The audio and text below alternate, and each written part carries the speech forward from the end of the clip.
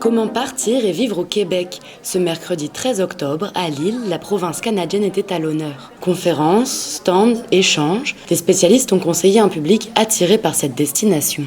Il faut d'abord avoir l'envie de partir et de se dire qu'on doit être humble parce que personne ne vous attend dans un pays où vous êtes vraiment l'étranger.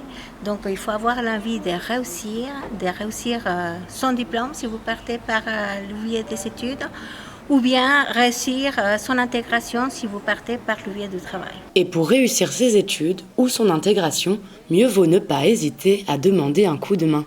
Mon conseil pour partir au Québec et bien partir au Québec, c'est d'être accompagné par des personnes professionnelles, experts dans leur domaine, qui vont pouvoir vous expliquer comment bien partir.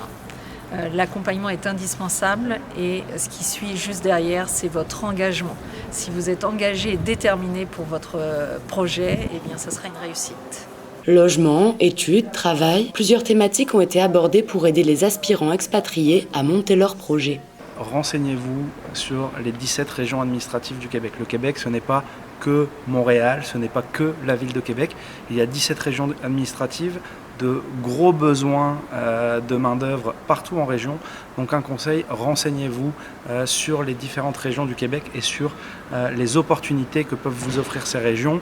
Il y a un site internet qui a été développé par le ministère de l'immigration, de la francisation et de l'intégration, c'est unbelavenir.gouv.qc.ca.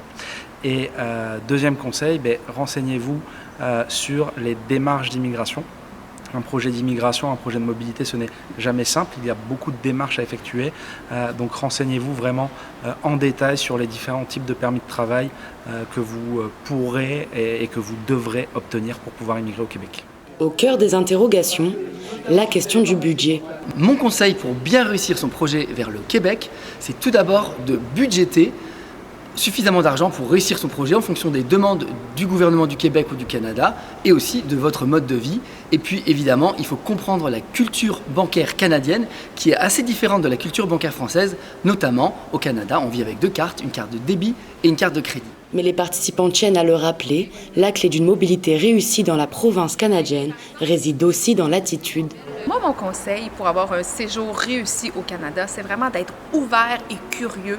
Alors, si vous venez au Québec, intéressez-vous aux Québécois, à la culture québécoise et ne soyez pas en mode comparaison, mais bien de vraiment profiter de votre expérience.